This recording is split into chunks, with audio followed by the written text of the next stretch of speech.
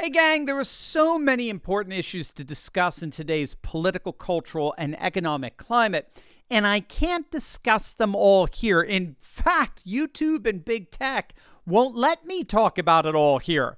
And that's why I have exclusive, uncensored live streams on Monday nights to cover everything.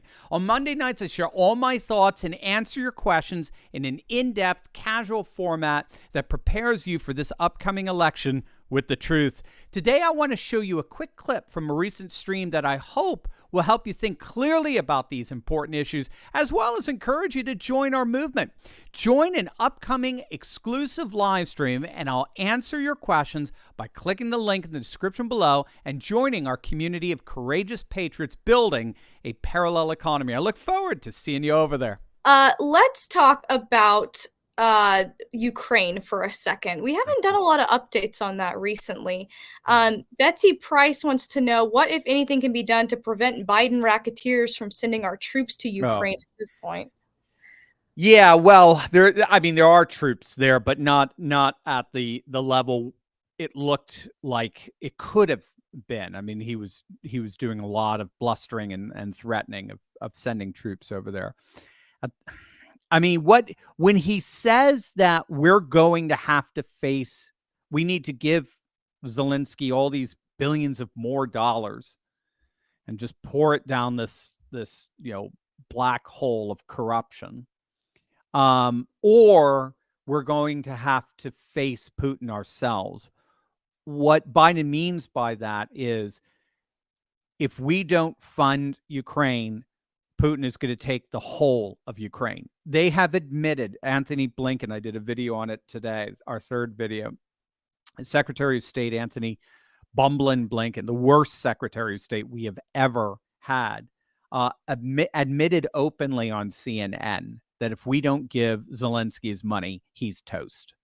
Putin will do whatever he wants with Ukraine. So they've admitted Ukraine is essentially collapsing.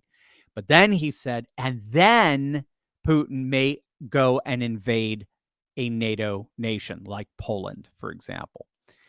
That's their threat to Congress, that, fund the military industrial complex that's making people like Alexander Vindman and others a lot of money. And or we're going to threaten sending our troops into Europe to have to fight Putin. And the only way that makes any sense is if Putin were to come out of Ukraine and invade, like Poland, for example. Just one problem with that: Putin has no plans, has never had plans of invading Poland. There's no evidence whatsoever this has anything to do with invading Poland or any of the Warsaw Pact states. That's all predicated on this lie. And again, we had a lot of conservatives pushing it originally, unfortunately, especially Sean Insanity. It's based on the lie that Putin is responding militarily to Ukraine based on the fact that he wants to reassemble the Soviet Union. There is no evidence whatsoever he has ever wanted to do that. None. Zippo. The one line he once said that everyone keeps harking back to, it's a total non sequitur because it doesn't have anything to do with somebody trying to reassemble it. He said the greatest tragedy of the 20th century was the fall of the Soviet Union. The greatest geopolitical tragedy of the 20th century was the fall of the Soviet Union. What they never do is quote the very next sentence he gave, which explains precisely what he meant by that. And it says, because overnight the Soviet Union lost a third of its territories, and suddenly Russian citizens were all over the ex-Soviet world without Russian representation. Suddenly they were in Georgia. Suddenly they were in Ukraine. Suddenly they were in Belarus. Suddenly they were in Armenia. So you have all of these sovereign nations now with their own nationalist governments, and they were all rather hostile. Rightly so, you could say, to ethnic Russians within their own sphere. So that was the tragedy, that all of a sudden you had tens of millions of Russians finding themselves basically in a foreign land overnight.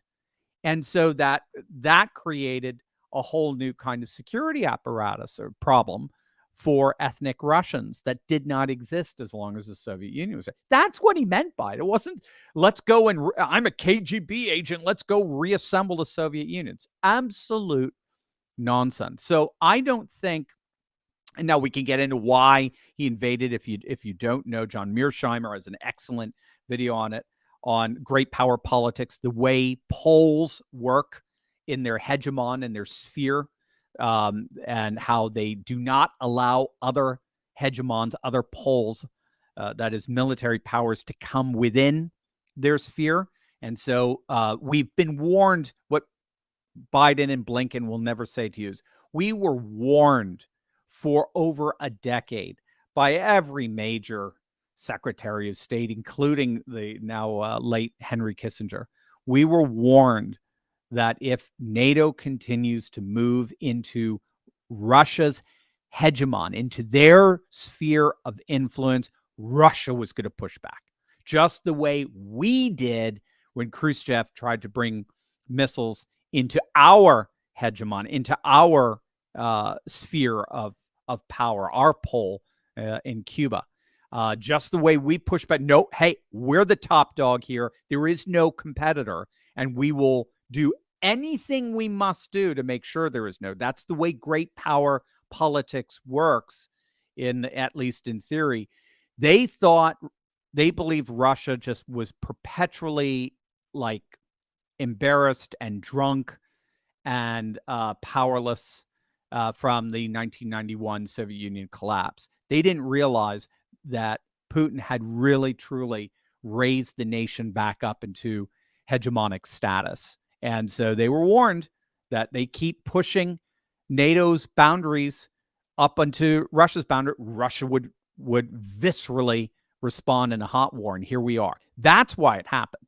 He's not planning on going into war zone. So I don't think you have to worry about that at this point. Nothing would surprise me. But at this point, I don't see any indicator that Biden or Blinken or anyone is planning on sending troops to fight Putin.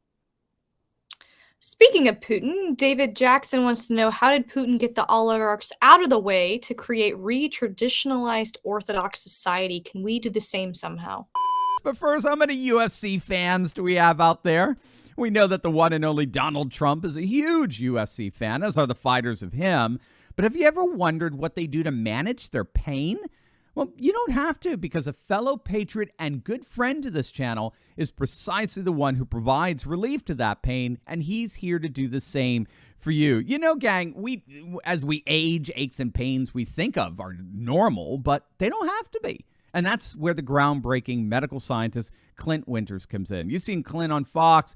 You've seen him on this channel. He's a world-renowned health expert who's unveiled a natural pain reliever that's taking the world by storm. It's called ConoCB2. It's the 100% drug-free way to get full-body pain relief without dangerous meds, and it's the official pain reliever for the fighters in the UFC. And the best news, ConoCB2 has no documented side effects after years of private testing. It's absolutely the future of relief. So whatever you do, make sure to click on that link below and check out Clint's amazingly informative report on how ConoCB2 is changing lives by providing safe and powerful relief at a fraction of the cost of pain pills. Click on that link below right now. Very interesting, because I have a book on order as we speak from Amazon that talks precisely about that, how he defeated his own deep state, which is basically what it is. Just from a cursory level, all I can do is give you, real aerial level here. But he did a couple of things. He consolidated his power, his military power. That was number one. He made sure the guns were behind him, ready to aim wherever he wanted them to aim. And then he nationalized energy production so as to provide cash flow for the state. So he was oligarchs were still involved in that. But as I understand it, what Putin does is he situated the government, the president's seat, which is very powerful in Russia. He has a lot of tools at his disposal that he can use, unilaterally. But what he did is he was able to effectively situate the government in such a way that it mediated between the oligarchs. And he kind of was able to separate them from each other, largely by nationalizing portions of whatever industry they were in. So he could use the power of the presidency to do that. And he had a little military muscle to be able to do that. So they recognized they had to work with him. And then he went another step. And another step was, and he did this very publicly for everyone in Russia to see, you can continue to maintain ownership over whatever industry you have, but you have got to use a certain portion of your profits for the good of Russia and the people of Russia. So he brought in a populism that said, look, we think your privatized operations work best, much better than government bureaucracy. We think it works best for whatever the industry is. But because we are in a partnership, you have got to use a certain percentage of your proceeds, a certain percentage of your profits. You have to pour it back into Russia. You cannot put it into a Swiss bank account. Right? You can't put it in Barbados or Bermuda. You've got to have it and own it in rubles and for the benefit of the economy of Russians. And any oligarch that got out of line learned the hard way you don't do that. So he played real hardball with them, but he got them to line up. And now what Putin does, as I understand it, is he basically mediates between the competing interests of these different privately owned sectors that are owned by oligarchs who now have their money primarily in Russia rather than in offshore bank accounts during like the Yeltsin years. So it was a combination of being able to very smartly exploit the tools at its disposal in his executive branch.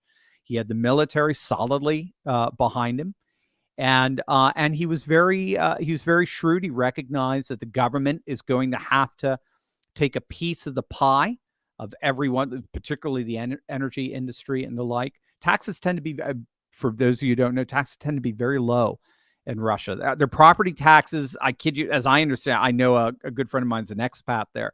I think he pays like $80 in property taxes, and he owns a farm. He pays like $80 a year in property tax. Taxes tend to be very low in Russia. So the government has cash flow that's not dependent on taxing or fining and so forth. It gets kind of a piece of the pie of all of these private industries that are going on in terms of their major industries. Again, we're talking like energy and oil production alike, grain production and so forth. And then that enables him to exercise some pretty almost like stockholder influence in the lives of these oligarchs and keep them in line. And he's been able to do that. Remember, these oligarchs, if they could, they'd probably sell them. They'd throw them under the bus in a heartbeat. But he's just arranged things in such a way where he's sort of an indispensable. He's in an indispensable position to maintaining the balance of power in Russia right now. And so he's been able to exploit that in a way that no oligarch has been able to even come close to challenging him. Could we do it here? It's a good question. I don't know. We just have a very different system here. And it's going to be hard because remember the Soviet Union collapsed and we didn't. So we're still very strong. Our deep state is still our post-World War II deep state. That's really where the deep state was formed. It's inherently democratic. I mean, it's Democrat, right? FDR, Truman, they're the ones who more or less created this deep state, the FBI and so on. And so it's a very left-wing Democrat-oriented machine, very Soviet-like in that sense. And apart from it collapsing and then getting rebuilt with the genius of Trump, it looks like he's going to have to figure out how to really take it down. And the only way I can see it is if he really unrelentingly exploits his executive power. And that's exactly what CNN and MSNBC and the New York Times is so freaked out about. That's why they keep calling him a dictator, because it sounds like, with Schedule F and all of these plans that he has, it sounds like he's going to go full animal with executive power. And that's what he needs to do. That's what Putin did. And that's what he would need to do. But again, in our own context. I hope you enjoyed that clip of my Monday night Insiders Club live stream. Join us live next week by clicking on the link in the description below and joining the coalition of patriots worldwide, building a parallel economy to return to our roots of faith, family, and freedom. Click below right now.